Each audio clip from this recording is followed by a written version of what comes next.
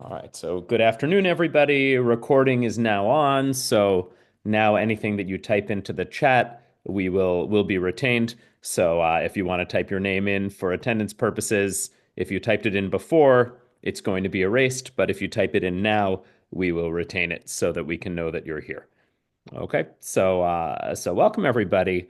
We're gonna do a what I think is a very interesting and important application today of calculus. We're gonna talk about probability, and this calculus and the way it's applied to continuous probability is really one of the main applications of calculus to any sort of experimental science.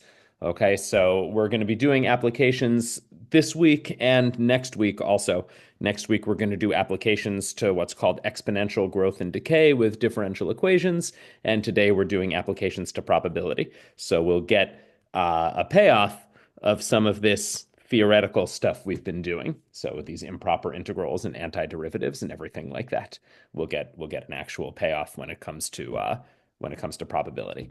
Okay, so before we do that, I'm going to review everything we did last time with improper integrals, and we'll go over the homework, and that will put us in a good situation, a good state of mind to learn this new material today, which I think people are going to find very interesting.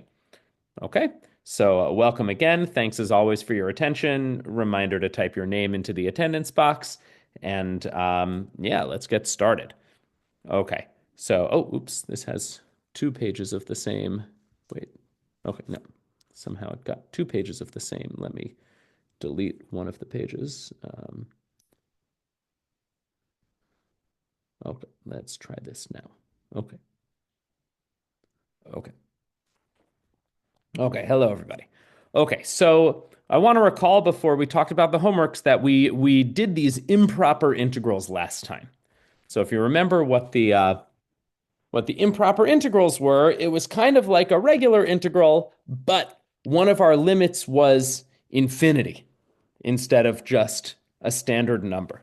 So the setup was if we have a real number, which we're going to call a, and we have a function that's continuous on the entire interval from a to infinity, then we define this improper integral from a to infinity of f of x dx. And the way we defined it is we defined it as a limit. Yes, those were two pages of the same format. The computer just duplicated a page. So I just got rid of one of the pages. Um, so it was defined to be equal to this limit as b approaches infinity of f of x dx. And remember, what we should think about this is we should think that this means the area under the graph of y equals f of x from x equals a to x equals infinity, or another way of saying this is to the right of x equals a, right? So you have some graph that looks like this. Maybe this is y equals f of x, and this is a, and the integral from a to infinity is exactly this area in red. Okay, going out forever. Okay, so that's what it is. So this area, the integral. Right? So this is what we did last time. But when we actually calculate things, of course, we use the fundamental theorem of calculus. So we calculate it by finding antiderivatives of f and evaluating them at b and evaluating them at a, and then taking this limit as b goes to infinity. You imagine there's some kind of b over here, b, and you imagine this b going out to infinity. So you take the area between a and b, but then you take the limit as b goes out to infinity, and that's going to give you the entire area over here to the right. And so if this limit exists, we say that the improper integral converges to the limit, and otherwise we say that it diverges. Okay, so we're going to have a couple of examples of this on the homework. We'll go over these homework questions for how to do them. But this was the idea of an improper integral, was that you can take an integral where one of your limits is infinity, and the way you do it is by taking the limit as b goes to infinity of a standard integral from a to b. Okay, so this was one type of improper integral. And then we had a second type also. So So we had a second type, which was imagine that we have some function that's continuous on A to B, but maybe not at B. So the picture here is something like here's A, and then at B you have some sort of asymptote. Okay? And then when we say the integral from A to B, so if this here is y equals f of x, then we have the integral from A to B is going to be so there's a participation. Okay, I didn't realize there's a training going on right now. Okay, well, thank you for showing up to what you can, and I'll send you the notes afterward to help. Um, okay, so when we do the integral from A to B, that means the area under the curve between A and B, and we again do this by a limit. We take the limit as t approaches B from the minus side of the integral from A to t. So here in this case is t, and we take t going to B, and in the end, the area that this represents is going to be all the area under the curve between A and B, which might be infinite or it might not be infinite. Okay, again, if it's infinite, then we say that it diverges. If it's finite, we say that it converges. So this is the area that we want. And then similarly, you can also have that if f is continuous from A to B, but maybe not actually at the point A, then you do this the same way. So this would be if you had an asymptote at A. So if this is A and B, and you have an asymptote at A, and your graph looks like this, y equals f of x, then the area that you want is the area between A and B under the graph. It's going to look kind of like this. And again, the way you evaluate this is by taking a limit. You fix B and you take the limit as t goes to A, but this time from the positive side because t is approaching A from the right. And this is how you evaluate the improper integral. You have t and it's going to A. Up here, you let t go to B and you sweep out all of the area. Here, you let t go backward to A and you sweep out all the area. Okay, and in both cases, if the both cases you're going to get a limit when you actually do this, and you do the limit when you actually do this, and if the limit exists, we say that the improper integral converges to the limit, and otherwise we say that it diverges. So the same idea as what we have on when you go out to infinity. In both cases, you end up having a limit that defines things, and you're going to end up having to evaluate the limit in order to do the integral. Okay, so we're going to have lots of examples of this. We're going to go over the homework problems, but before we do the examples, I mean, I guess the examples may clarify things, so you may want to hold your questions until we do the examples. But if you want to ask a question before we do an example, you can ask now. So does anybody have a question they want to ask before we start an example? Yeah, Yeah, hello? enough. Yep. Yeah, in other way around, is there any mean or by any way that the difference between divergence and convergence of a limit or integration can be explained? I mean, it's really basically if you want to think of it in terms of, so you can think of it two ways. If you want to think of it as area, convergence just means that the area is finite. Even though it might go on forever, it may still have a finite total area because it gets so narrow that it doesn't have infinite area.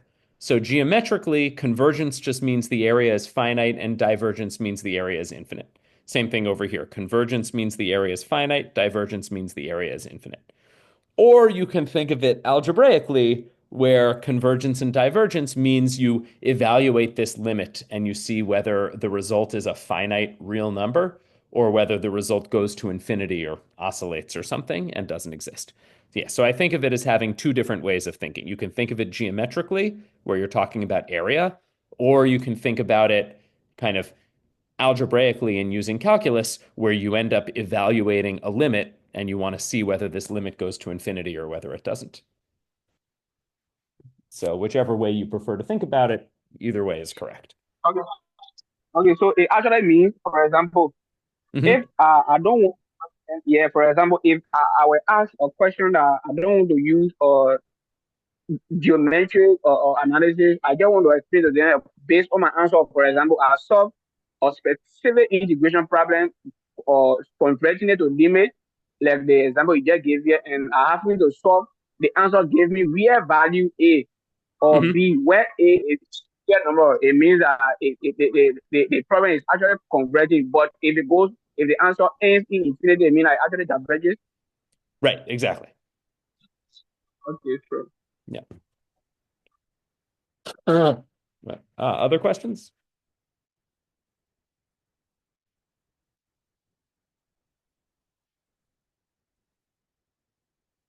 Okay, so this should become more clear. We're going to do several examples. So these are these examples from the homework. So the first homework exercise is to evaluate the integral from 3 to infinity of x minus 2 to the negative 3 halves. Okay? dx.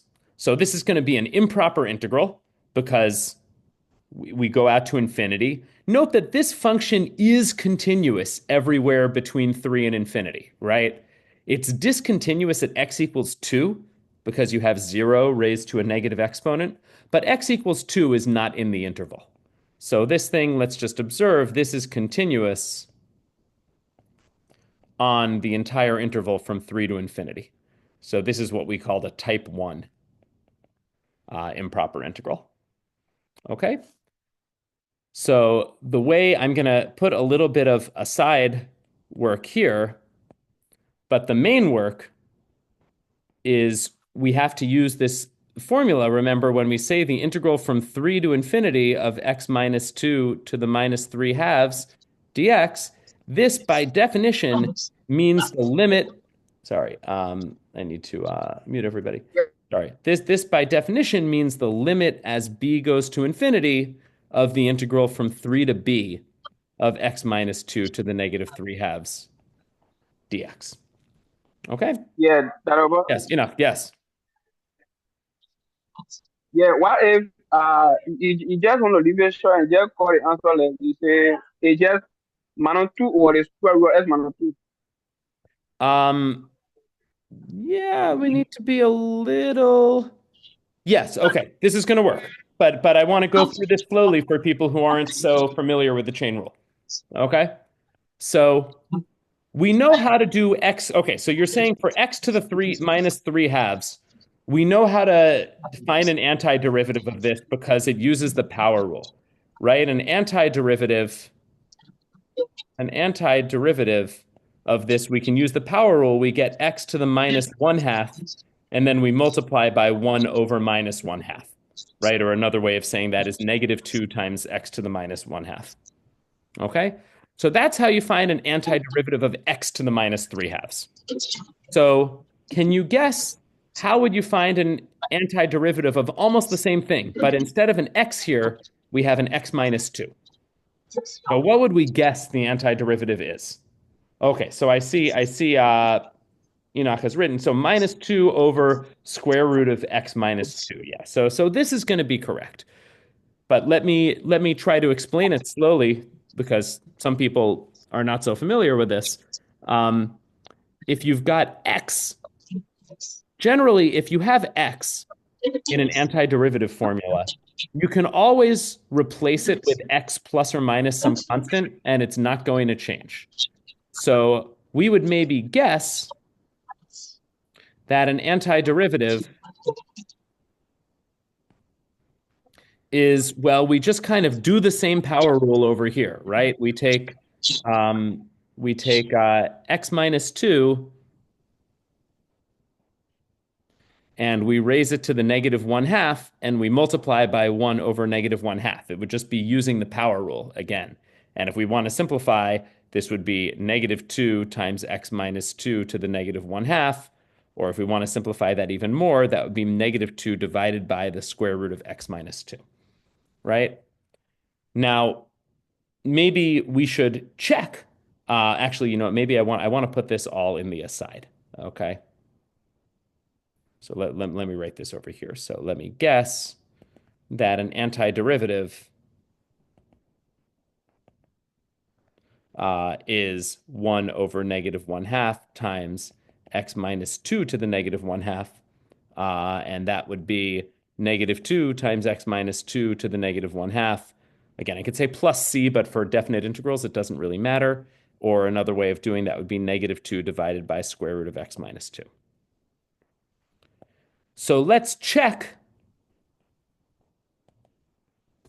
that this is actually an antiderivative, which means we've got to take the derivative and show that we actually get this, that we get x minus 2 to the minus 3 halves. And it's going to be easier to check in this form than to check in this form.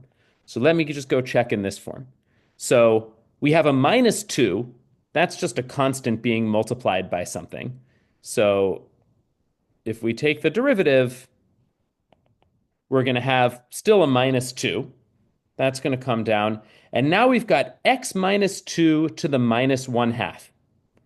So remember, this is a chain rule, right? Because we've got an inside function, and then we're doing something to the inside function. We have x minus 2 first, and then we're raising that to the minus 1 half, right? So this check is going to be a chain rule.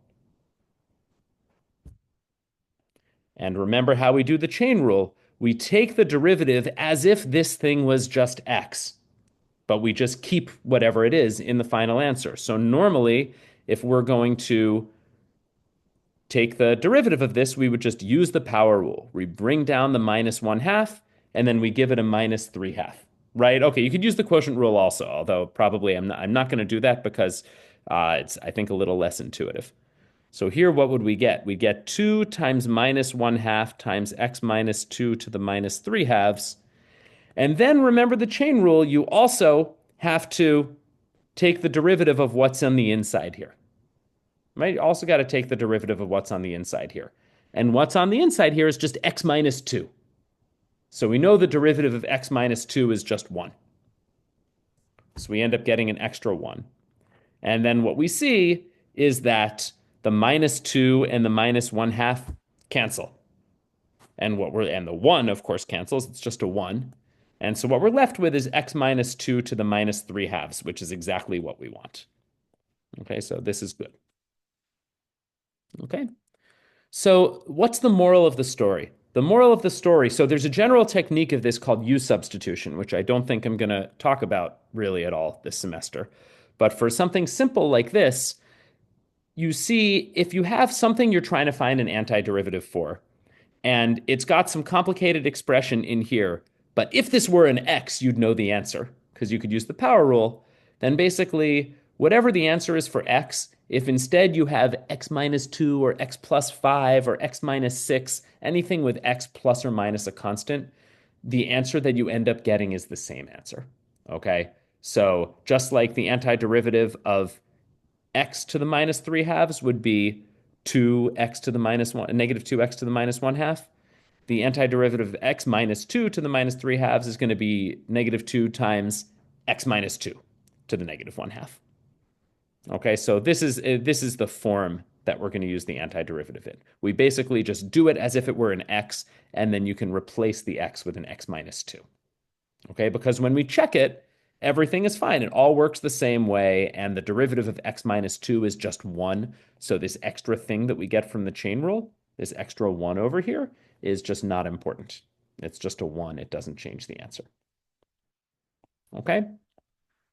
So what we have here is the limit as b approaches infinity. We now have, minus 2 divided by square root of x minus 2, and we're evaluating this from 3 to b. And what that means, recall, is that we evaluate it at b, and we evaluate at 3, and we subtract the difference. So this is equal to minus 2, let me say limit as b goes to infinity of minus 2 over square root of b minus 2 minus minus 2 over the square root of 3 minus 2, right? We punch in b over here, and we punch in 3 over here. And I'll simplify this again. So the minus minus becomes plus plus here, and square root of 3 minus 2 is just 1, so we're just going to get plus 2. So this is equal to the limit as b goes to infinity of minus 2 over square root of b minus 2 plus 2. So I see several people have already given an answer. That's great. So what happens over here? So minus 2 over square root of b minus 2. We want to know what happens as b goes to infinity here. Does somebody want to answer what this limit is as b goes to infinity?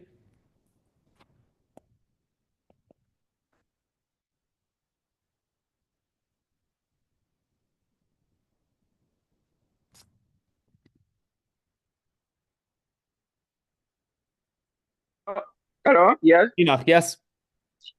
Yeah, as b goes to infinity, the entire function there where you have minus 2 all divided by the square root of b minus 2, it will go to 0. Right. Exactly. Because as b goes to infinity, what you've got down in the denominator here, this goes to infinity. Right? This goes out to infinity because the b keeps getting bigger and bigger. So the denominator goes to infinity, which means the fraction is going to go to 0. Okay, so that goes to infinity. So that means everything goes to 0. So this gives you 0 plus 2. And your final answer, which James and Enoch both wrote down, is 2. Okay, so the answer for evaluating this integral is 2. Okay. And so there's quite a few things going into this problem. Remember, we've got an improper integral, which means you have to take a limit. We've got a function which takes a little bit of thought to be able to calculate the antiderivative, right? You need to be able to guess what's an antiderivative of x minus 2 to the minus 3 halves. Anti-differentiation is usually more guessing than differentiation. Differentiation, you just use your methods. Anti-differentiation, often you have to take some more guesses, but you have some rules like the power rule. And so if you have something that looks like you can use the power rule, that maybe tells you, oh, well, if this was just x, I would take this guess. Now let me try to make a new guess. Okay.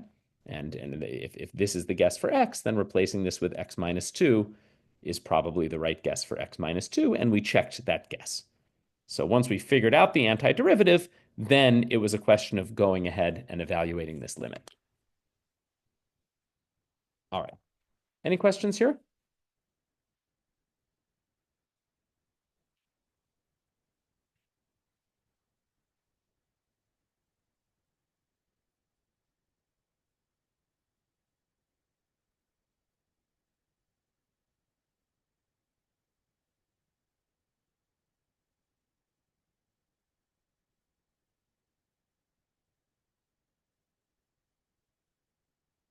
Okay.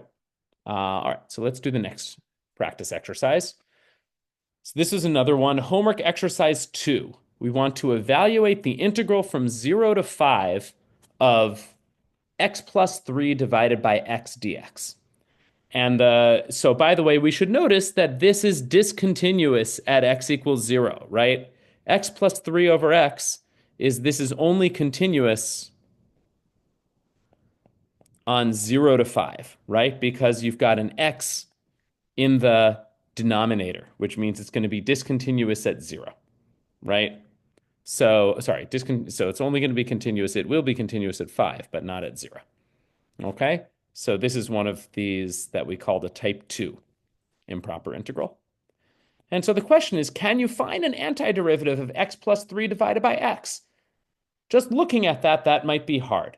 But the question is, can you simplify this expression so that it's easier to find an antiderivative? Right? So if I have the integral from 0 to 5 of x plus 3 divided by x dx, how can we simplify the expression x plus 3 over x? Yes, Yes, yes. yeah. Yes. In other way around, if you have a function over another function where the function are up in the numerator is separated, Mhm. you add them according to their different respect. For example, you will say x divided by x plus 3 divided by x to separate them. Great. Okay, great. Yes. So now you know that x and x will cancel out. Then the next one we can have it as 3 1 over x. 3 times 1 over x. Right. I'll write that all Okay. down. So 0 times 5, 1 plus 3 times 1 over x. So the next one now we know that if you integrate 1 in Okay, respect to well, x, you Enoch, get wait a minute. Wait. Sorry. I want to make sure everybody's caught up. So, okay, this is how we can simplify, right? This x plus 3 over x, not so easy. But if you write it in this form, 1 plus 3 times 1 over x, that becomes a little bit easier. So all that we did was simplify this expression. We haven't done anything. So I'll let you finish the integral. But before we do that, I want to just remember that this is not continuous at 0. So when we evaluate this integral, it has to be using a limit also. So we need to take a limit involving this 0. And the way that we had this, if you look back, is that this is going to be the limit as a approaches 0 from the right of the integral from a to 5 of 1 plus 3 times 1 over x dx. Okay, so we have to write it as a limit.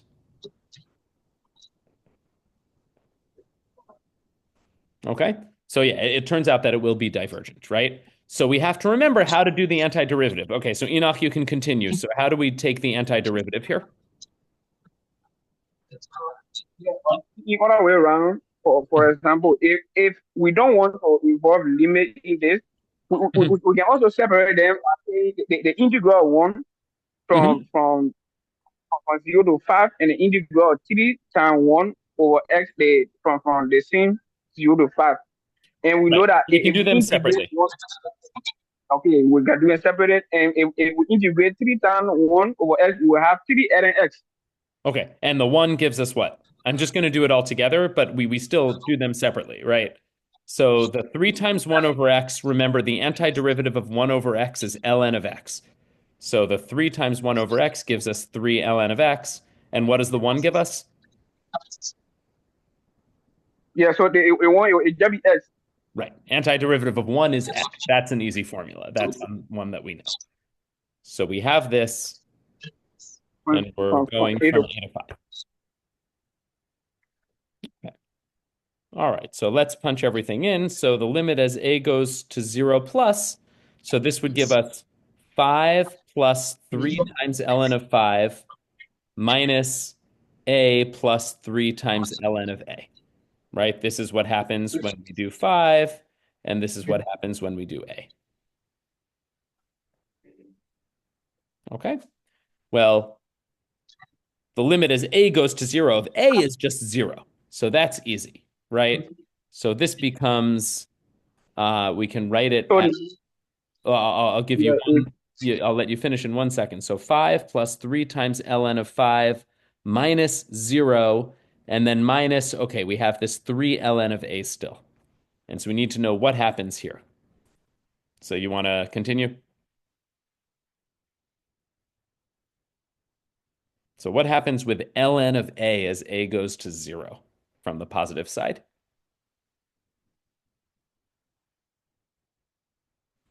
So you may want to remember what the graph of ln of x looks like. The graph of ln of x looks like this.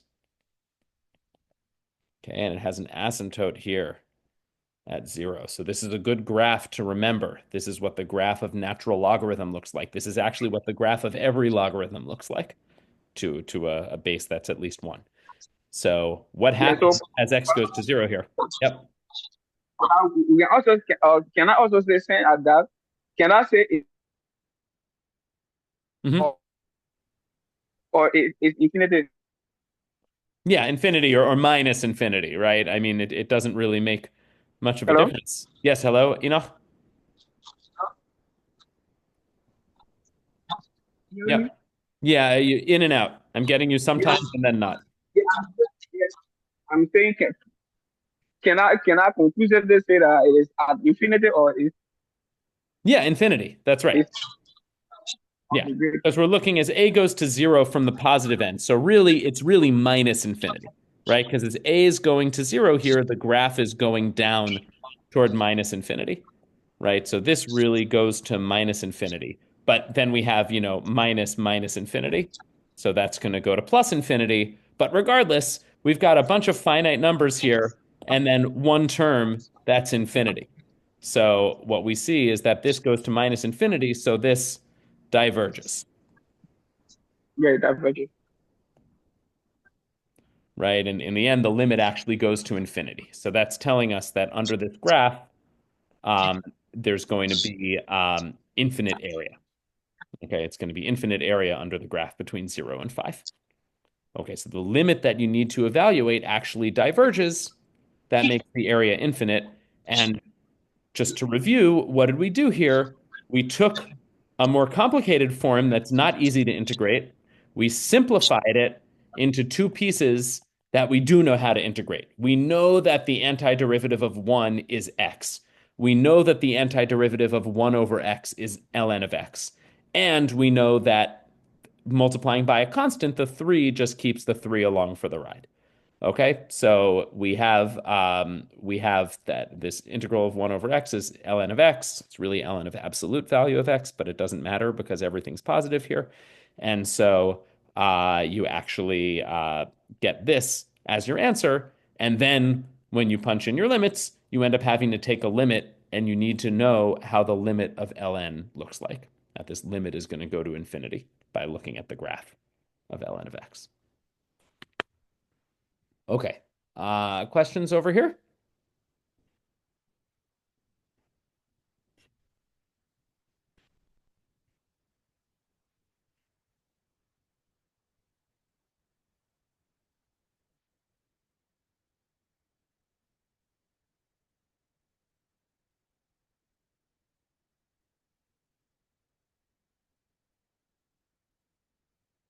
So this is going to diverge over here with this example. Okay, and again, if you haven't done a lot of this before, it looks complicated, but all that you're doing is calculating an antiderivative and then a limit. You got two steps. Got to do an antiderivative first and then a limit. Okay, let's do exercise 3. So we saw last week that the integral from 1 to infinity of 1 over x squared converges. Okay, so remember this is if we have y equals 1 over x squared, the graph looks somewhat like this. And if this is 1, the fact that it converges means that this area here, even though it goes out infinitely long, we have finite area. That's what it means for this to converge. In fact, it converged to um, 1. Okay. So the question is, what do we think about this? So this is an integral that you don't know how to do. I mean, maybe you've studied this and maybe you do know how to do it. But with the techniques that we have, we will not be able to find an antiderivative of this function. Okay? But what I claim is if we have 1 divided by 2x squared plus 5, we should be able to tell whether or not it converges or diverges just based on looking at the graph and reasoning visually. We shouldn't have to do any algebra or calculus to figure this out. So what we want to think is how do we compare, Yeah, bro. one second, how do we compare 1 over x squared with 1 over 2x squared plus 5? Yes, Enoch, you have something to say? Yeah, I wanted to say something pertaining to this. The second one, the first one part is so easy that you can just simplify. But the second one, Hmm. if you have the integral from 1 to infinity of 1 all divided by 2x squared plus 5 dx. Hmm. The simple way I can do this is that since you have the power of the numerator is lesser and the power of the denominator is higher, Hmm. we we can actually divide all sides of the entire problem by s squared. For example, we divide it Okay. up and down by s down by s squared. So Hmm. we know that every s squared, then the entire thing now you have infinity going up. So it will approach a kind of value based on the solution you give it. Right. So I mean, yeah. So yes, it's true that this goes to 0 as x goes to infinity. But one of the things we know is that just because the function goes to 0 doesn't mean the integral converges, right? Like over here, we have 3 over x. That also goes to 0 as x goes to infinity, but it doesn't go to 0 fast enough. So the area still goes to infinity, even though the function goes to 0, right? So this integral still diverges, even though the limit of this function is 0. right? Because the integral actually becomes ln of x, and that's going to diverge. So here, so just knowing that, yes, we could divide by x squared over x squared, and we'd end up with something that goes to zero. That's nice, but that's not enough to tell us that the integral converges. So what I want to do is actually make a comparison. How does 1 over x squared compare with 1 over 2x squared plus 5? Which one is bigger on the interval from 1 to infinity? Which is bigger, this function or this function?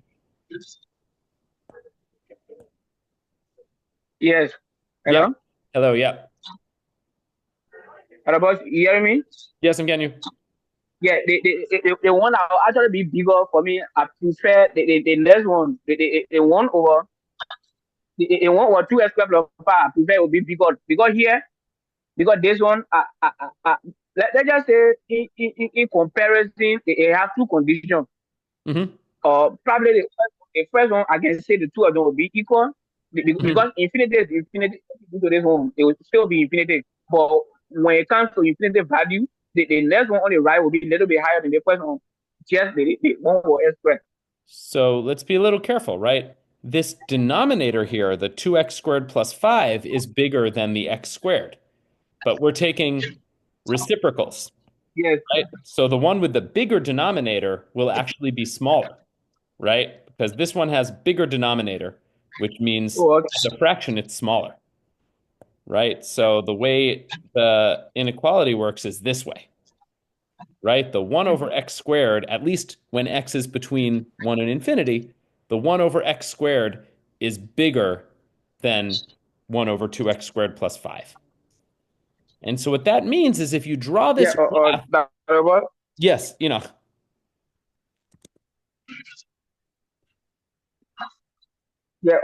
this problem, the one on the right, the one you have, the one up was 2s squared plus 5. What if I want to like manipulate this entire stuff and write it as one all divided by square root two times square root two times s all square, because if you get square root two times s all square, it will still be the same. hmm Then you have then you write a five as square root five all square. hmm Then the next step is that you come across again to divide the numerator and denominator by one over square root of two. hmm So I read this entire problem as square root two all divided by s squared plus parenthesis will be square root hmm five over two all yeah. squared. Then I put it the tangent function, the arctangent Okay. function. Yes. So the point is, if you know how to do this with arctangent, then you can do it. But that's kind of, I don't want to do that because it's going to take a lot of time and it's not really the point of the exercise. So yes, you can evaluate this using arctangents. Um, but we haven't really learned the derivatives of the inverse trig functions. So if it's something you know, then it's something that you can do with some manipulation. You can get this in terms of arctangent. But what I want to do is answer this using only what we've learned here, right? And what we've learned is that this function here is smaller than this function here. And that means whatever the graph looks like, it's going to be something smaller, right? So the graph of this function is going to look something like this, right? I mean, whatever this graph is over here, it's actually going to be smaller no matter what. It's going to look something like this. So the green is going to be y over 1, y equals 1 over 2x squared plus 5. And the green area we're looking is just the part that's under the green, right? So we want to conclude that if the blue area is finite, then the green area is smaller, right? The green area is just part of the blue area. The green area is smaller, so it is also finite. Okay. So in this case, you can actually do the full integral and you can get an answer if you want. But I could have made it a little bit harder so that you couldn't do that. I could have said 2x squared plus 5 and then like plus ln of x or something in the denominator. And if I did that, then you'd have no chance of being able to compute that integral. But this method would still work to know whether it's convergent or divergent.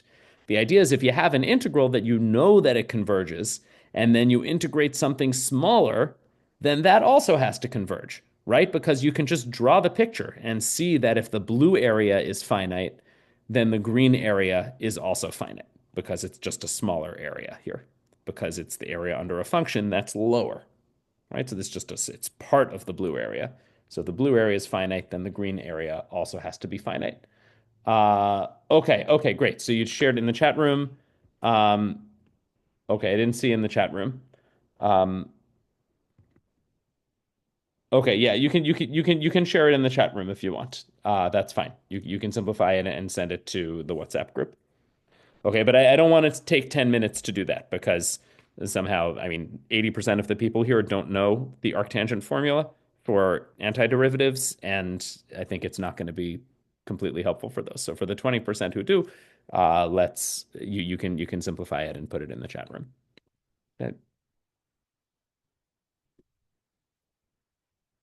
Okay. But any questions about how we do this problem, how we know that this is going to converge? So the green area is also finite. So maybe I should just say this means the integral converges.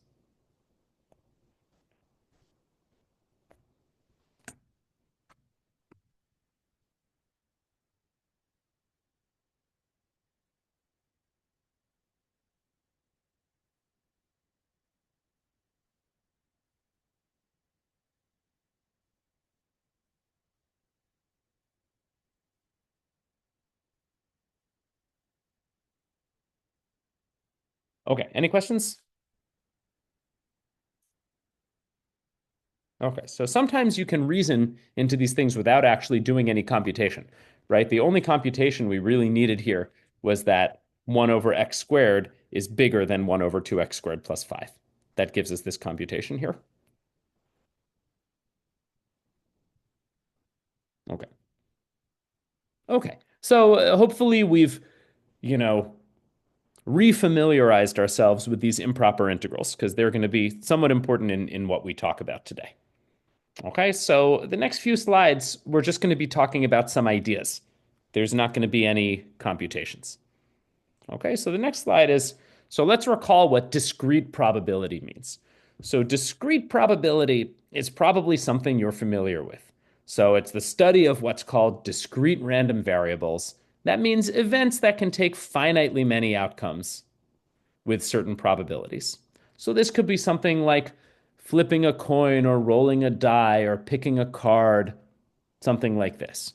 So, for instance, if we roll a fair die that has 6 sides, then the probability that it comes up on 3 is 1 in 6, right? And the probability it comes up on any number is 1 in 6. Probability it comes up on 4 is also 1 in 6 because all 6 sides are equally likely. There's 6 possible outcomes and there's one success. So we say that the probability is 1 in 6 or is 1/6. And something that you have in these kind of discrete probability problems is that the probability of any individual outcome is always a number between 0 and 1. We say that an outcome with probability 0 never happens, and an outcome with probability 1 always happens. And an outcome with probability between 0 and 1 sometimes happens. So sometimes you roll a die, it comes up on 3, that you have a 1 in 6 chance. Sometimes that you roll it on comes up on a 4, also a 1 in 6 chance. It sometimes happens. Doesn't the probability that it comes up on 7 is 0 because a die doesn't have a 7 on it, right? So a 7 outcome never happens, and that probability would be 0. Okay. So great. Okay, so this is discrete probability. In earlier versions of the class, we've done full units on this. We've done several months on this, but this does not use any calculus, right? This is just regular discrete probability, and the answer is going to be some number between 0 and 1. Okay, so Hello? This should be somewhat familiar. Yes, question? Yeah. Yeah, Rash. Hello. Yep. Yeah, like the question you was explaining, we'll have the integral of the infinity, the past question just now. Mhm. Uh, like this, can we use the trick twins too, right? To engage it? Yeah, I mean you can do this with inverse trig, if you want to. There's a way you can manipulate the expression so that the answer becomes in terms of arctangent. So there is a way to do that, but I haven't taught how to do that. But it can be done, and I think Enoch is going to write a solution in the chat room that will show how to do that. Okay, then let me try it quick. Okay, yeah, but I don't want to do it in public because it's going to take our time for probability. Okay, okay. Okay. Yeah. Okay. So for probability here, the outcome with probability zero never happens, with probability one always happens, and with probability between zero and one, it sometimes happens. And to solve these types of problems, they can be quite hard, but they don't involve calculus when you're doing discrete things. Okay. So, what is continuous probability? This is what we're going to talk about today. So, maybe some of you have seen continuous probability, but a lot of people maybe have not. It's a very, very big subject, it's a big, deep topic. We're not going to do full coverage of continuous probability today. We're only going to talk a little bit. So, what is continuous probability? It's the study of continuous random variables. So, not like rolling a die or flipping a coin, but instead we have an event that can take infinitely many outcomes over a continuous range. So, for example, what is the temperature going to be in degrees Fahrenheit on the lawn of the executive mansion at noontime tomorrow? Right?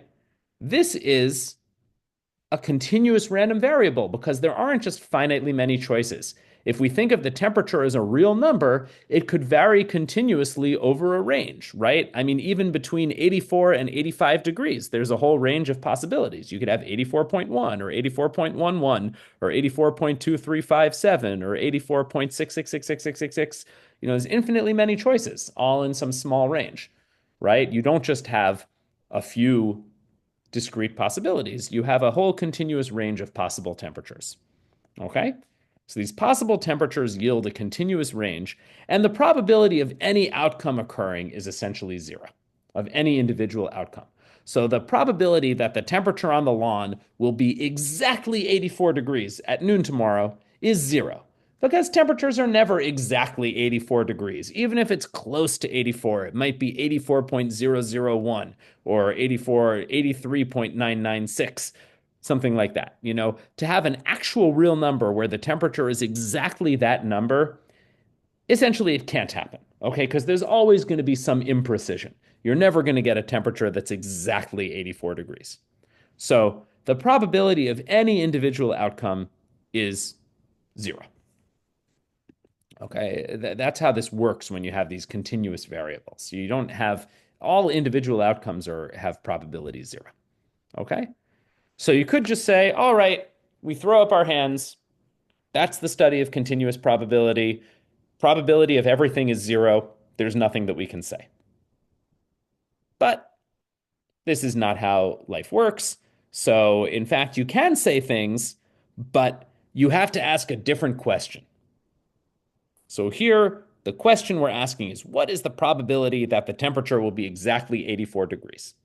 This is the wrong question because when you talk about exact things for variables that are continuous, you end up getting a silly answer. You end up getting zero. Doesn't make any sense. Okay? So you have to ask a different question. So, one of our things that we still have an intuitive sense that some outcomes are more likely, right? It's more likely that the temperature at noon at the executive mansion tomorrow, it's more likely that it's going to be close to 84 degrees than that it's going to be close to 0 degrees, right? We have this intuitive sense 84 is more likely than zero. So, how can we talk about this? How do we make sense? At the very least, temperature is more likely to be near 84 degrees than it is to be near 0 degrees, right? Even though the probability that it's exactly 84 degrees is zero, there should be some higher probability that it's close to 84 degrees rather than that it's close to 0 degrees. And once you start talking about close to, that's a that's an indication that calculus may have something to say. So maybe let's ask question instead of asking what the probability of a specific outcome is, we can ask about the probability of a range of outcomes. Okay, so instead of looking at a specific outcome, let's look at a range of outcomes.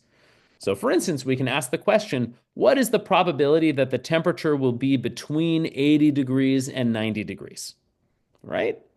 So the probability that the temperature tomorrow at the lawn of the executive mansion is going to be between 80 and 90 degrees is pretty high, right? I can go to the weather forecast right now in Monrovia.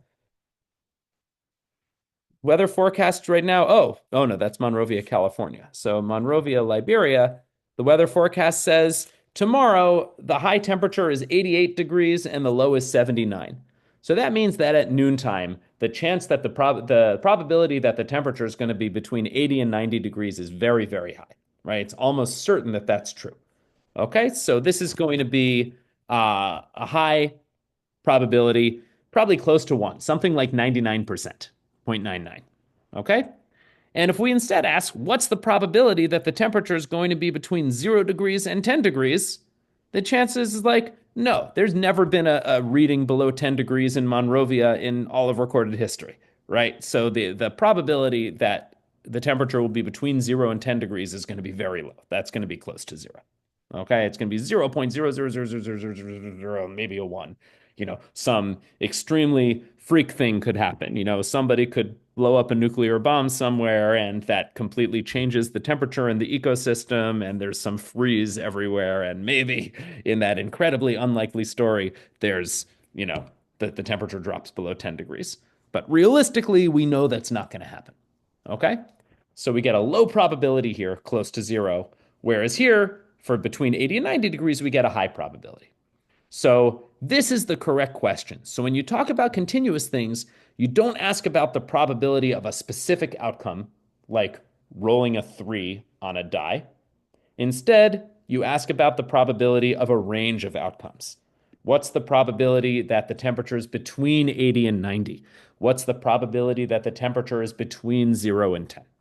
Okay, so this is the question that you ask instead.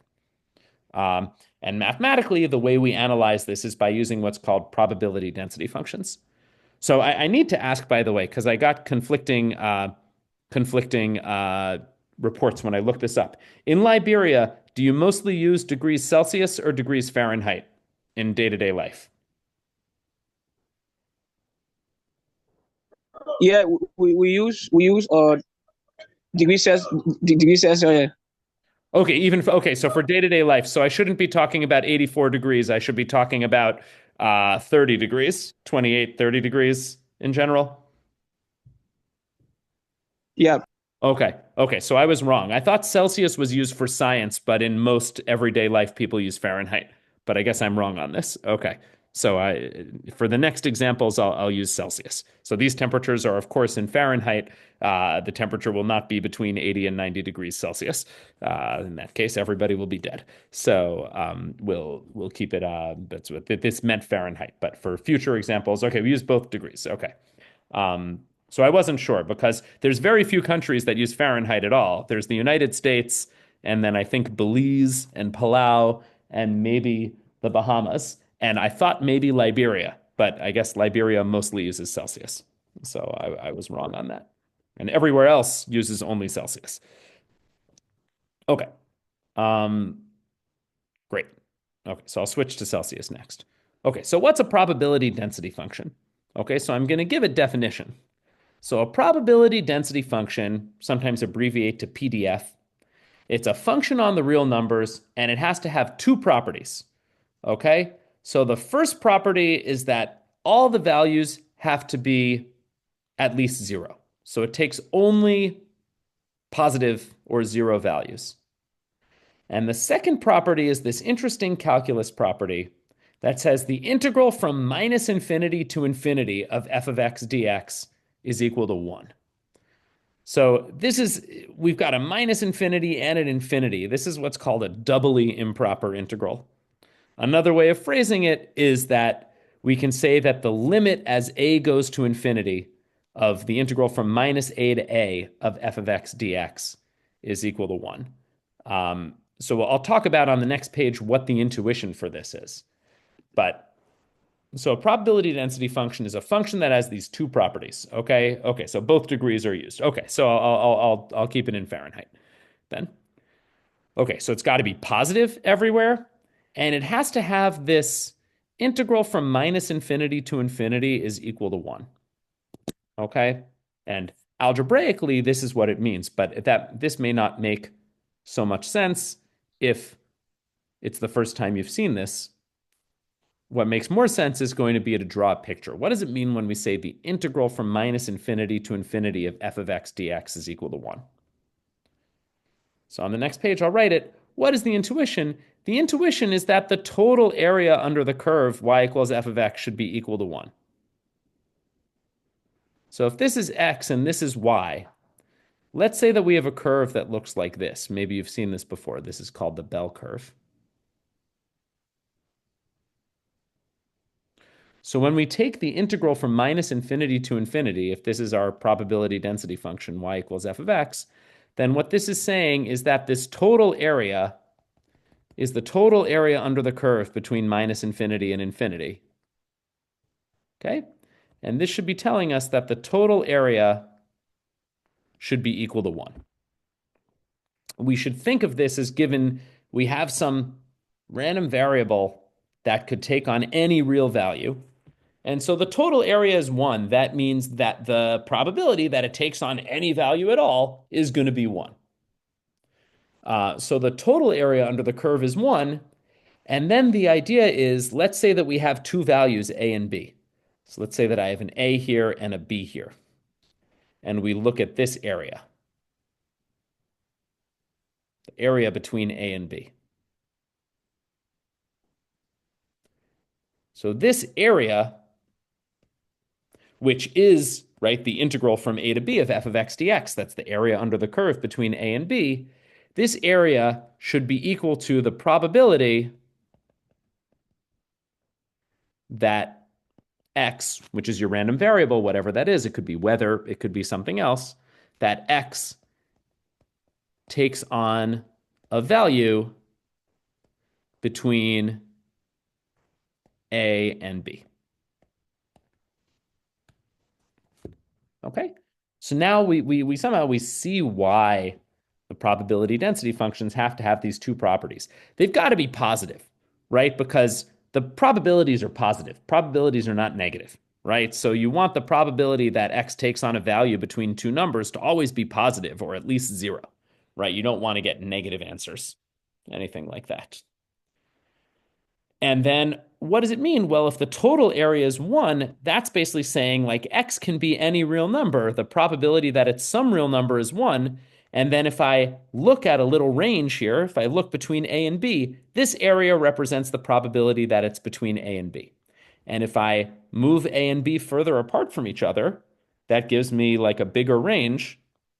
And if I move them further apart from each other, that means that it's more likely, right? If I move A over here, then I've got a bigger area. I've got a bigger proportion of the area 1, right? And so that means it's more likely to be between A and B. So if I put A all the way over here and B all the way over here, the probability that you lie between A and B is almost 1, right? Because it's going to have almost the entire area under the curve, which is 1. Okay, so this is the intuition. The total area is 1, and the area between x equals a and x equals b is the probability that you land between a and b. It's going to be some number that's less than 1. And in terms of intuition, what we have is higher values of f of x represent more likely outcomes. The higher values of f of x represent more likely outcomes. Okay, so for this probability density function, outcomes near 0 are more likely than outcomes that are really far away from zero, like on one end or on the other end. Okay, so this is our main tool for continuous probability, is that for any probability situation, we're going to have uh, what's called this probability density function, and we calculate the probability that something happens between A and B. We calculate that by doing an integral. Okay, so this area under the curve actually represents a probability, right? So areas under curves are not just for knowing how to calculate areas of circles and cones and things like this. It's also, this has a real meaning in terms of a probability when you model a random variable. Okay, so we're going to do some examples of this. But before I ask examples, um, anybody have a question about what's the kind of intuition of these probability density functions here?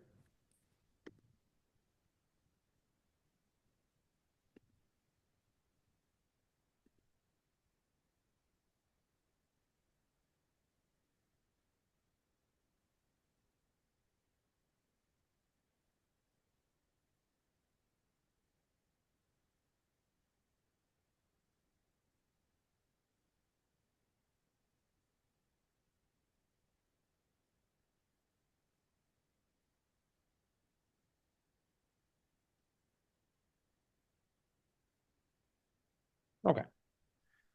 All right. So, okay. Oh, good. So Enoch has posted the solution in the chat, or there's nothing posted yet, but I assume it'll be in the next post. So if anybody wants to read the solution for the earlier integral, you can read it here in the chat. Okay. So this is the idea. So before we do examples, I need to state one more technique that we'll sometimes use. So one more formula is that, okay, so Enoch has now posted the solution in the chat, and it turns out that we, evaluate this as t goes to infinity. The answer is going to be something like, 1 over square root of 10 times inverse tangent of root 2 over root 5. Okay, so you can do that with a calculator. Okay, so if anybody after class wants to read Enoch's solution, you can do that. So one aside, just for standard integration, let's say that I have 3 points, A, C, and B, and I have some function here. This is f of x, y equals f of x. And I want to know what's the area under the curve between A and B. So what's the integral from A to B of f of x? Well, just from looking at the graph, right? The area under the curve between A and B is the area between A and C plus the area between C and B, right? So this should be pretty clear, right? This represents the area under the curve between A and B, and that's equal to the area under the curve between A and C plus the area under the curve between C and B, right? This area here is A to B of f of x dx, and this area, sorry, A to C of f of x dx, and this area here is C to B of f of x dx. Okay, and the total area here is going to be the integral from A to B of f of x dx. I just wrote the f to save space. Okay, so for instance, if we have an integral of a function that looks like this, maybe it has two different definitions. If this is my a and this is my c and this is my b, if I have some discontinuous function that's maybe piecewise defined on the interval from a to c, it has one value, and on the interval from c to b, it takes on another value, we can use this formula. So can use this formula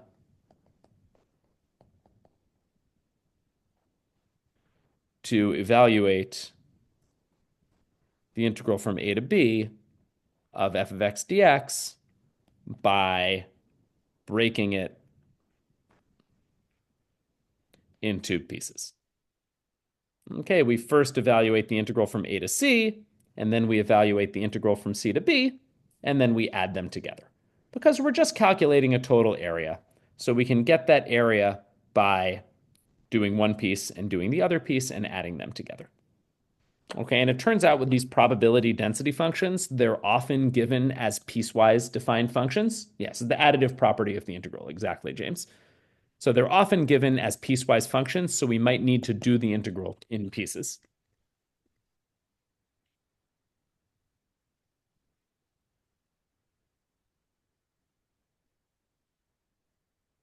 Okay, so that's just a thought. Okay. So going back to what we saw here, let's do some examples of some probability density functions, and we're going to use them to calculate some probabilities. Okay, so first example, let's consider this function. So f of x is going to be 0.1 for x between 0 and 10, and otherwise it's going to be 0. Okay, so let me graph this function. Oops, what just happened here? Oh, sorry. Okay, so let me graph this function. Here's 10. This is 0.1. It won't be exactly to scale. So f of x is this straight line, 0.1 here, right? And everywhere else it's 0, right? So when your x is greater than 10, the function is just 0. And when x is less than 10, less than 0, the function is also 0. So this is the graph of y equals f of x, right? It's equal to 0.1, constant function here, and then 0 everywhere else. Okay, so first thing, how do we know that f of x is a probability density function? We have to check two things. So check the two properties. So remember, being a probability density function has two properties. You've got to always be at least 0, and then the integral of f of x from minus infinity to infinity, which really means the total area under the curve for the whole real numbers, has to be 1. Okay, so let's check these two properties. Okay, so first check. So f of x is always greater than 0. This is fine. This is just easy, right? Just check. It's either 0.1 or 0. So it's always at least 0. So this is property 1. And then property 2, what's the integral from minus infinity to infinity of f of x dx? Well, I don't even need to do this by integration, right? This is equal to the total area under the graph of y equals f of x. But we don't even need calculus for this, right? Because this total area is literally just this rectangle, right? This is your area here, right? Because everywhere else, the function is equal to 0. There's no area under the graph. So the total area under the graph is just this rectangle, which has a width of 10 and a height of 0.1. So this is just going to be 10 times 0.1, and that's equal to 1. And that's good also, right? So this is a probability density function. It has an entire area under the curve, which is 1. And what does it represent? Basically, we think of this as some random variable that can be a number between 0 and 10, and it's equally likely to be any number between 0 and 10, right? This is a constant function. It doesn't get higher around some areas and lower around some areas. The idea is that the probability that you're in a given range is going to be the same no matter where that range is. So if we have the random variable modeled by f of x, what is the probability that x takes on a value between 2 and 6? Well, we have two ways of doing this. I can draw it. Here's 2, here's 6, and I can look to find this area, this green area. Andrew, Or I can do it by that, integral. Yes, James? that is 0.4. Yep, that's exactly right. Right, so how do you get 0.4?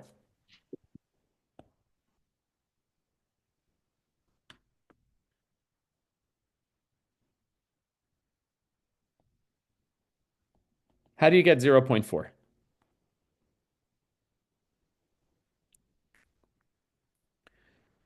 Well, right. I mean, we have two ways of getting it, right?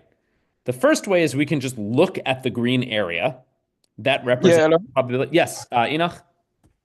Yeah, my own view for getting a 0.4 is that out of the 10 possible outcome or the sample space you give in the improbability, it's just that we are considering 4 of it.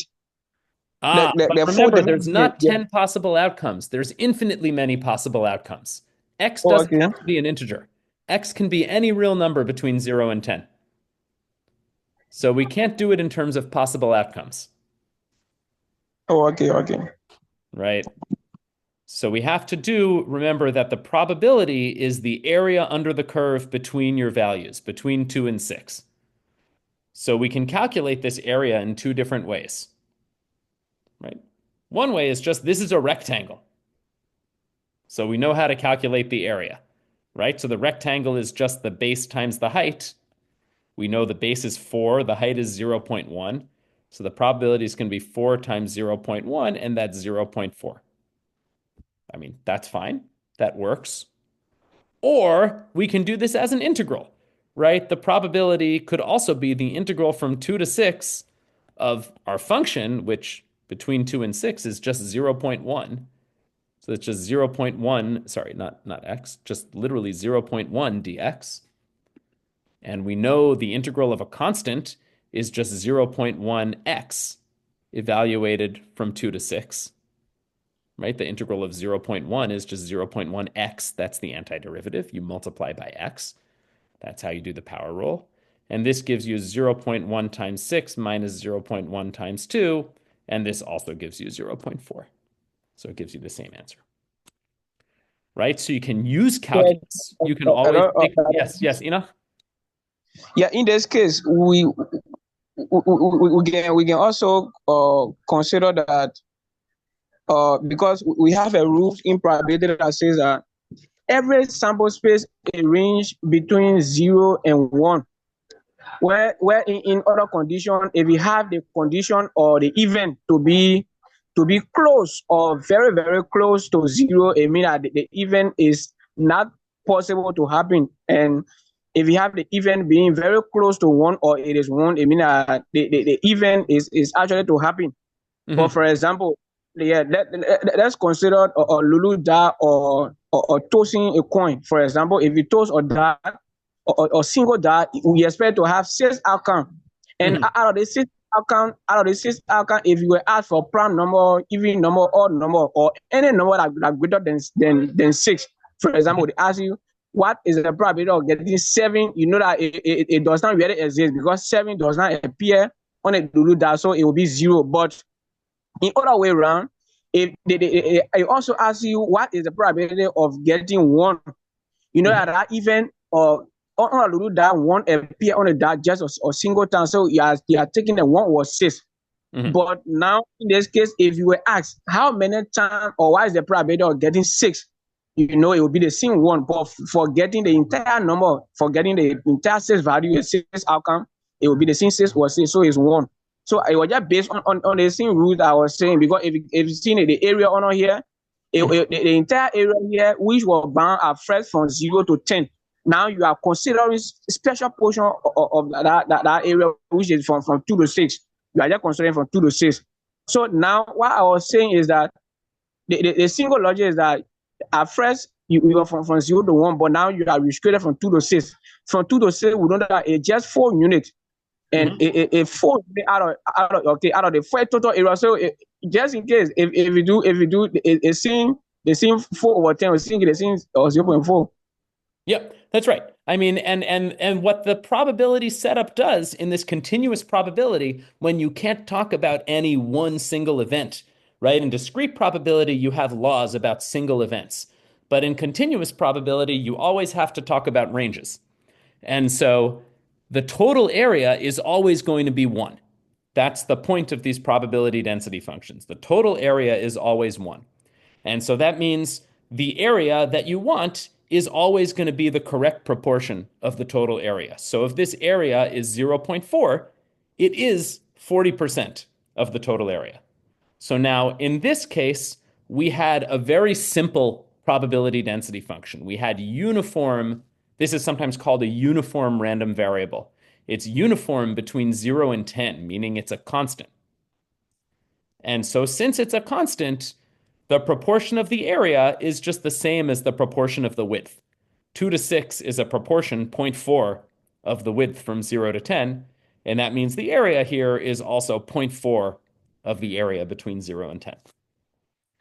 But what continuous probability lets you do is it lets you do calculations like what we'll see in the next example, where things are not uniform. And when things are not uniform, then you actually have to use calculus. There's no way around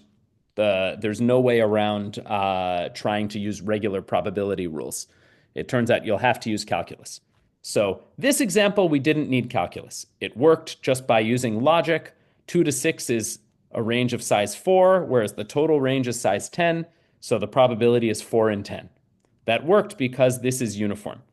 But when we have an f of x that's not uniform, we'll have to use calculus.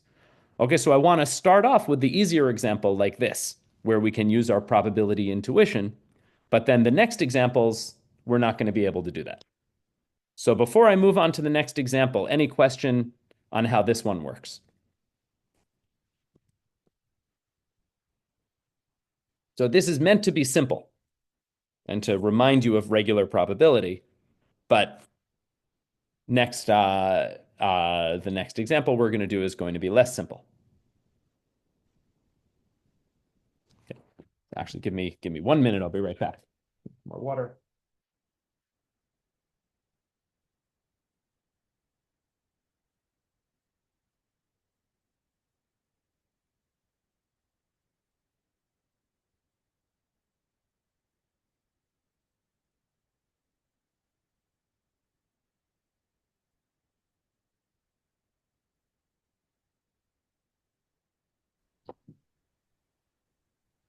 Hello, Andrew. Mm-hmm. Hello. Hello. Yep.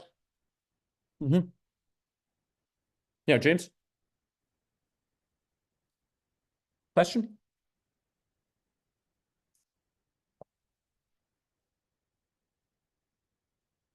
Okay. Okay, let's move on. Next example. Let's consider this function. F of x is equal to e to the minus x for all positive x. And it's equal to 0 otherwise. Sorry, James, question? No, okay. So we'll show that f of x is a probability density function. And then this is sometimes called an exponential distribution.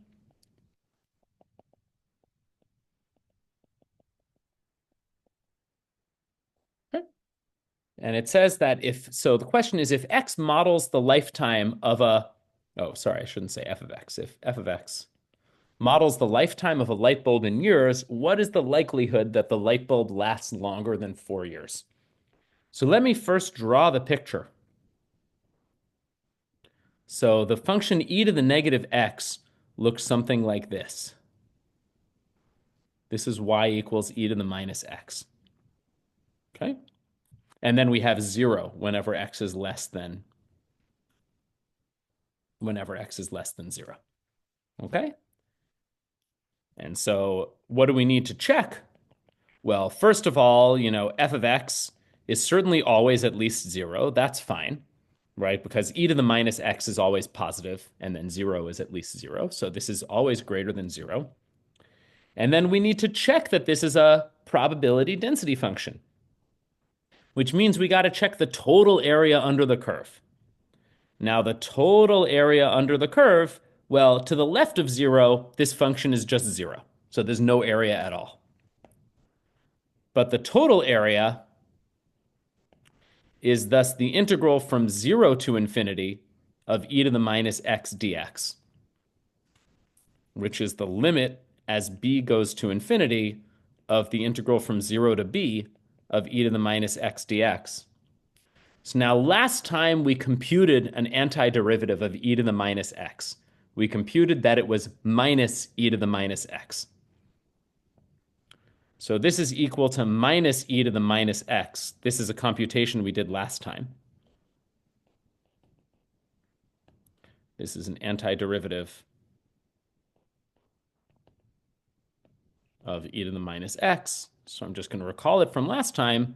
So this is, sorry, let me say this is equal to the limit as b goes to infinity of minus e to the minus x evaluated from 0 to b. And this is the limit as b goes to infinity of minus e to the minus b minus e to the minus 0. Right? We plug in 0 here and we plug in b over here. Maybe I'll write this as minus e to the minus 0. This is plugging in 0 over here for the exponent. And if we simplify this, this is the limit as b goes to infinity of minus e to the minus b. Well, this becomes plus plus, and e to the minus 0 is e to the 0. That's just 1 plus 1. And now we have minus e to the minus b. Remember, that's another way of saying the limit as b goes to infinity of minus 1 over e to the b plus 1, right? E to the minus b is 1 over e to the b. But as b goes to infinity, this denominator goes to infinity.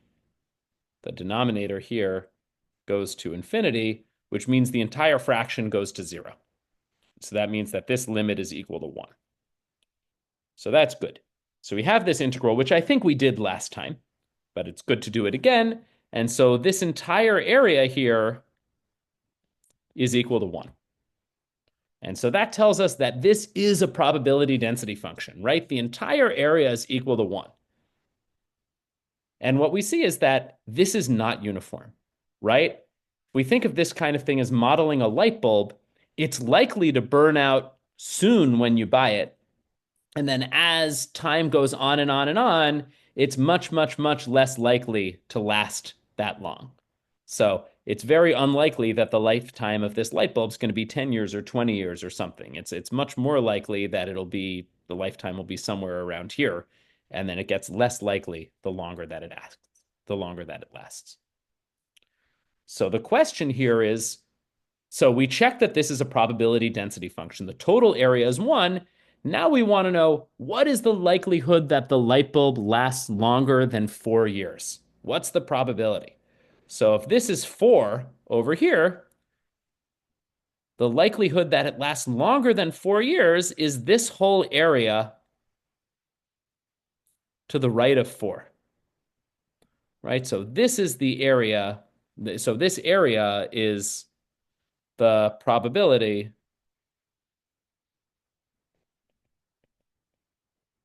we want. Right? So what's the probability this light bulb lasts longer than 4 years? We've got to find this entire area in red. The total area under the curve is 1.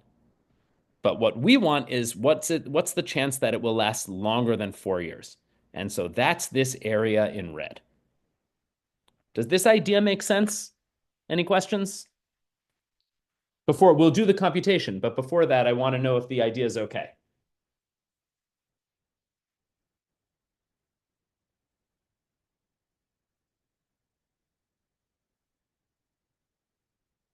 Is this idea okay?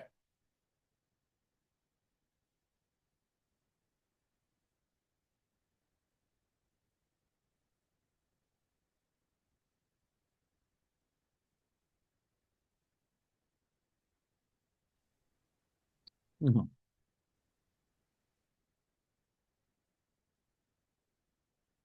Okay, so let's calculate it.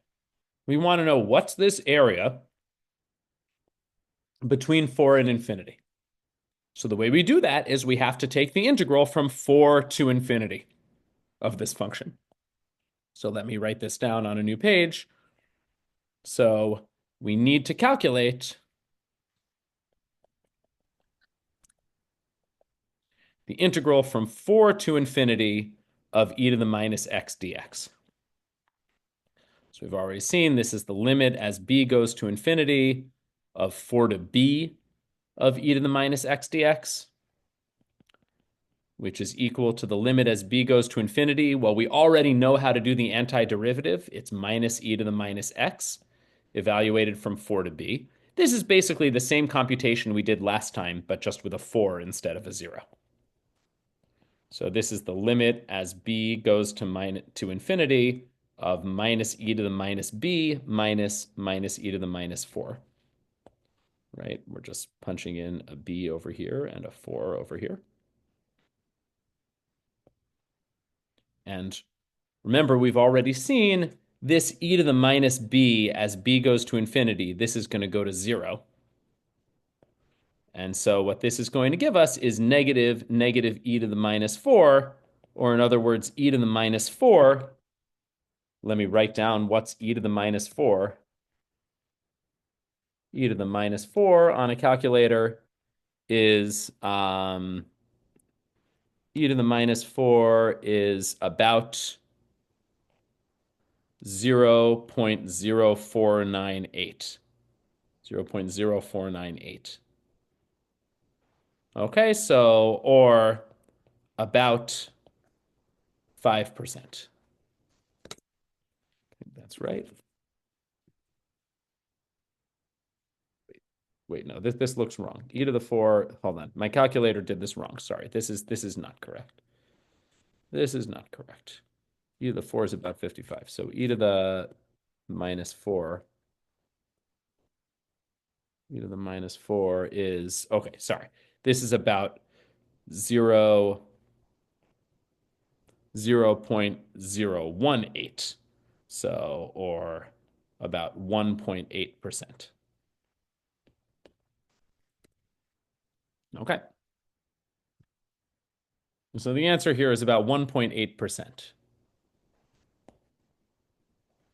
Write this better.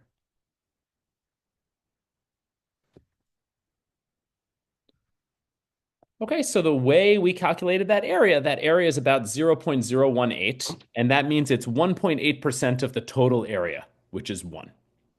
Okay, and the way we calculate it is by doing this integral. And what we see is we're dealing with an infinite range here, a non-uniform variable. We can't argue this based on number of outcomes. We can't use our intuition from discrete probability to answer this problem. The only way to do it is to use calculus. You have to be able to take an integral in order to actually figure out this area. And way of drawing this area is about a little less than 2% of the total area. Okay, so you can write it as 0.018, or you can write it as 1.8%. Okay. Any questions on this?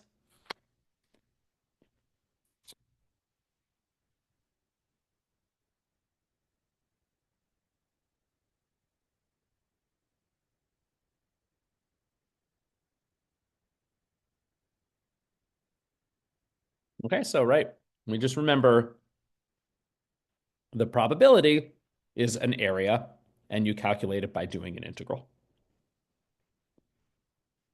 Okay, let's look at example 3, which is probably the most important example in all of continuous probability. Let's look at this function. F of x is equal to 1 over square root of 2 pi times e to the minus x squared over 2. Kind of complicated function, but it's a very important one in probability. It's sometimes called the Gaussian distribution or the standard normal distribution. So in fact, this thing is a probability density function, although proving it is actually pretty hard. So it requires some multivariable calculus to prove it and polar coordinates, and we're not going to do that.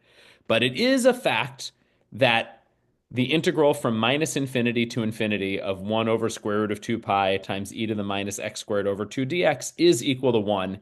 And then it's very easy to see that this is positive everywhere, right? Because e to anything is always a positive number, and then you're multiplying by a positive number.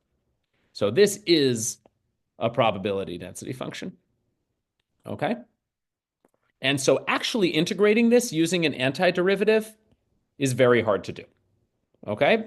But you can always use calculators. Calculators can numerically approximate areas and integrals. So we can still figure out, what the areas are under parts of this curve numerically. Maybe I should go and draw it on Desmos. So let me share my screen here.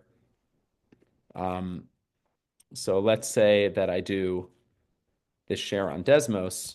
So let me go to Desmos. I just want to show you what this graph looks like.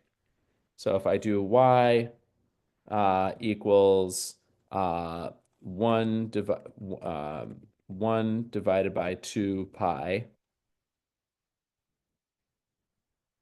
times e to the minus x squared divided by 2. Okay, let's see what this looks like. Okay, so this is the function. We got to zoom in for it to actually make some sense. So let me go zoom in a little bit.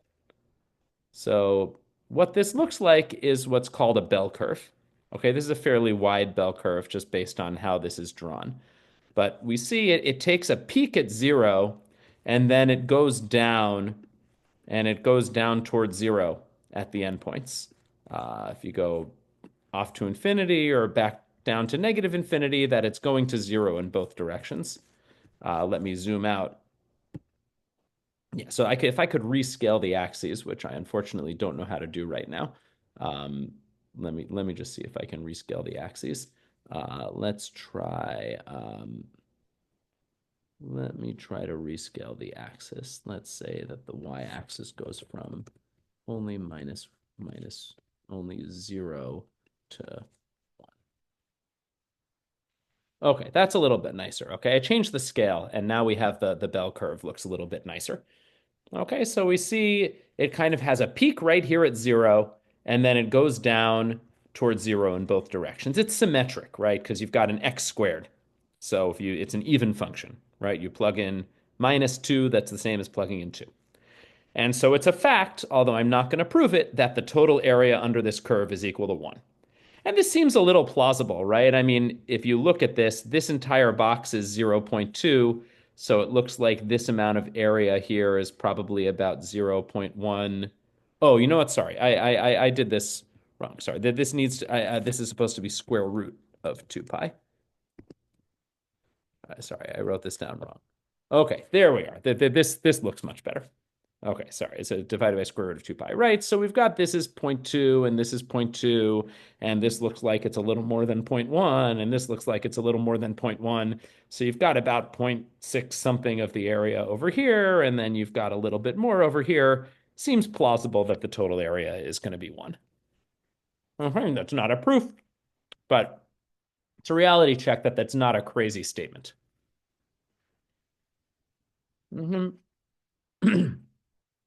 So this is this function. This is called a bell curve or a standard normal distribution or a Gaussian. It's got a lot of names. Okay, so let me reshare my slides. Reshare my slides, share.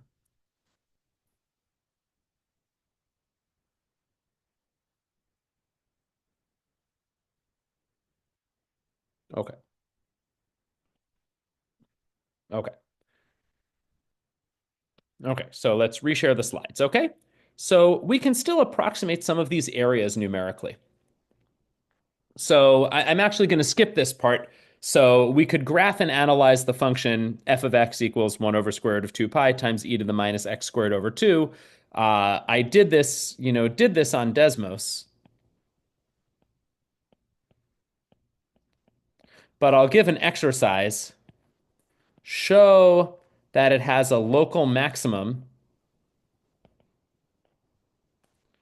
at x equals 0, and also show that it has inflection points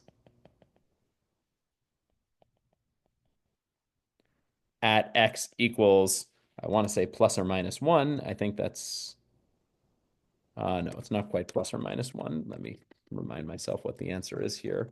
Inflection points normal. Right. Oh, no. So they are. Yeah. So the inflection points at x equals plus or minus 1. Okay. So that's the exercise. Okay, so this is an exercise. I won't do it, but right, what we need to check is that f prime of 0 here is equal to 0, and here we're looking for double second derivative, that f double prime of plus or minus 1 is going to be 0. That's how we show this local maximum and local inflection points. And if you remember what the graph looks like, it looks kind of like this. Hey, maybe let me try to draw this more symmetric. It looks more symmetric. Like that. Okay. So this is 0. This is going to be 1. This is going to be minus 1. Okay, so that's what it looks like when you graph this. So now, why is this function so important? Well, it turns out that this models tons and tons of different things in nature. Okay? In particular, it models anything that's an aggregate of a bunch of little independent measurements. This is what's called the central limit theorem, again, beyond the scope of the course. But basically, scientists use this as a proxy for how to measure lots and lots and lots of kind of uncorrelated randomness in nature. This function happens to be the correct one to use, and there's a deep mathematical reason for that. But for now, we'll just take that for granted. But for instance, it's a way of measuring if you look at distribution of test scores and you want to know what's going to be the mean, what's going to be the standard deviation, this is the kind of function that you use. Okay. So for instance, we can use Wolfram alpha to find the areas under certain parts of this graph. I'm going to just draw the graph again.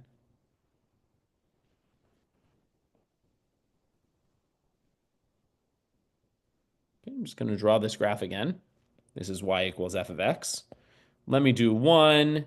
Here's minus 1. Here's 0. Here's 1. Here's 2. And here's minus 2. Okay, so I'm going to go on Wolfram alpha.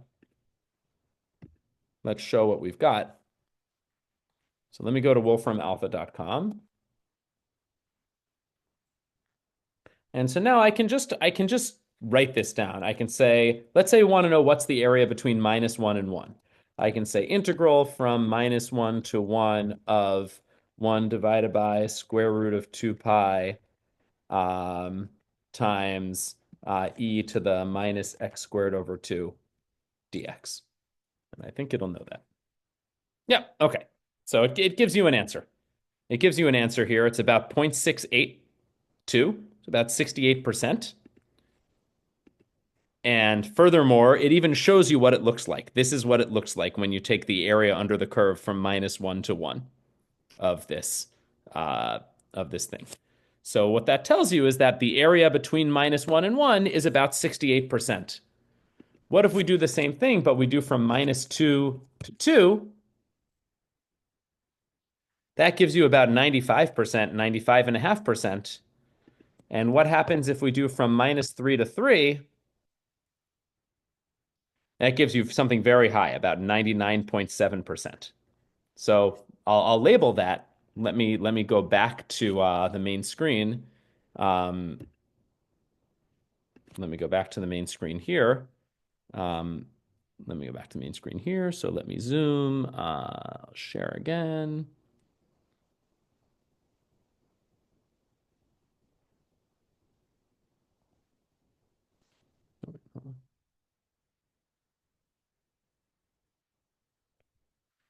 Okay, great. So what did this tell us? It told us that this entire area here is about 68%. Maybe I'll add on 3 over here and 3. That if we went all the way from minus 2 to 2, this is going to be about 95.5%. And then if we go all the way from, minus 3 to 3, how much area is that? That's roughly about 99.7% of the area. Okay, so a computer can tell us these things, right? And remember, the total area is 1. So that means this area between minus 3 and 3 is about 0.997. Okay? And it's totally symmetric, right? And so what we say, what this really measures is that in a normally distributed sample, so this is a statistics thing, in a normally distributed sample, the area under this curve from A to B is the probability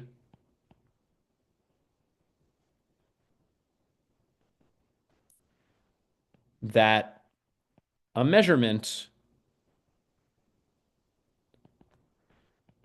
will be between, right here, between A and B standard deviations above the mean.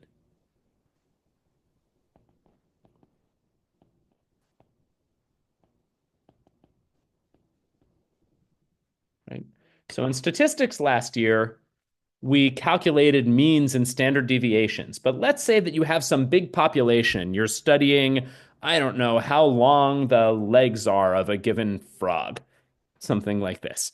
And you know that all in all, this is distributed with some sort of mean and some sort of standard deviation. You have some general data for whatever quantitative scientific problem you're studying.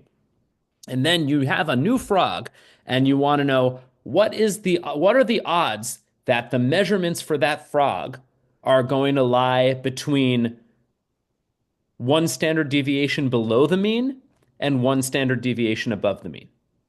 Well, what you do is you take this function and you look from -1 to 1 and you look at the total area here, which we see is about 68%. So it tells you when you have a normal distribution, which you basically get anytime you have a large aggregate of independent things. So if you're giving a test, if you take the WAS results, you're giving a test to thousands and thousands of people, then that distribution will have a mean, it will have a standard deviation, and you want to know what percentage are going to be within one standard deviation of the mean. That's going to be about 68%. That's what this tells you. What percentage are going to be within two standard deviations of the mean? That's going to be about 95.5%. What percentage are going to be within 3 standard deviations of the mean? That's going to be about 99.7%.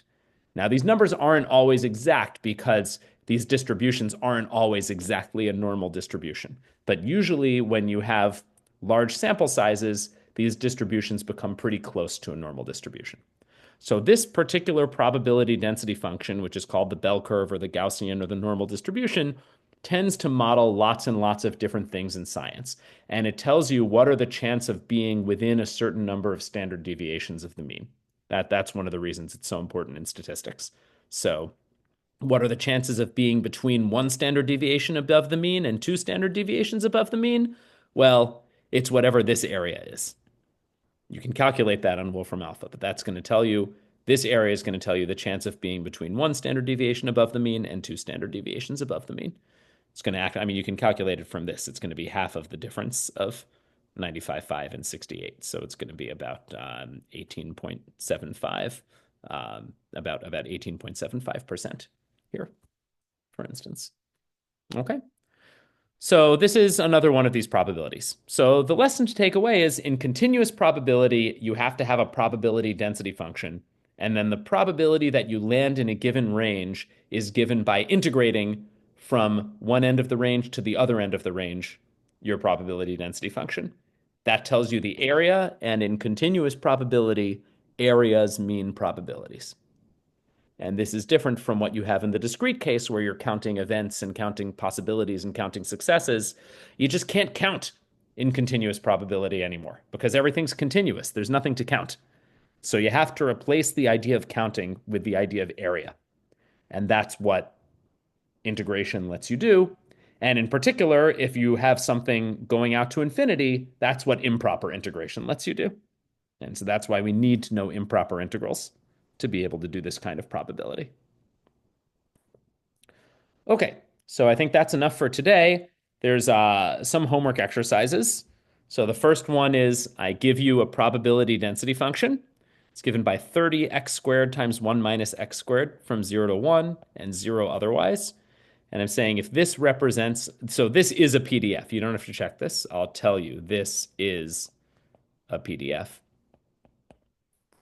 So we say, if this represents a random variable, what's the probability that this variable takes on a value greater than 1/2? The question is, what integral would represent the resulting area? So you may want to draw this first before you do the computation. So that's problem number 1.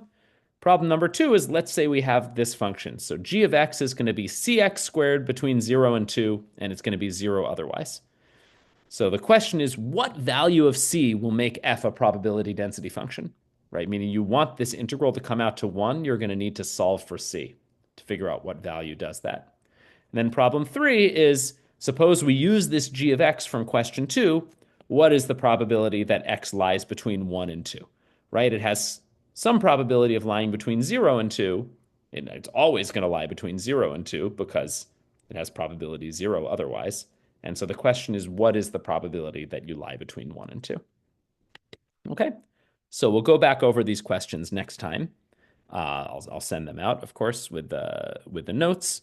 And then next time, we're going to discuss a second application of some of this calculus that we've been doing, which is differential equations and exponential growth. Again, a very big subject, just like probability, something that we're only going to scratch the surface of, but exponential growth, very important in biology, in ecology, in finance, and in physics and in nuclear physics radioactivity. So I'll want to spend quite a bit of time talking about exponential growth and what that has to do with calculus. Okay, so that's going to be the plan for next week. Thank you as always for your attention. Please remember to put your name in the chat if you haven't done so already. I'll give you another minute or two to do that before I stop the recording. And yeah, any questions? Thank you, Doc. All right, you're welcome, Mira. I think it was awesome. Yeah, Okay, great. thank I'm you. glad. Yeah, I know you like probabilities. So, Right.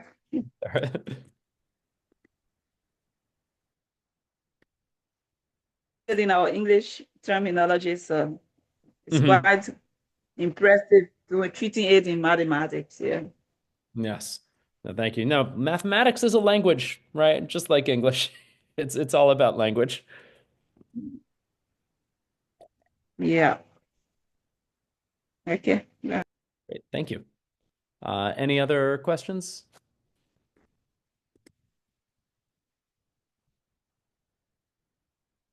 Okay, well, I'm going to stop the recording.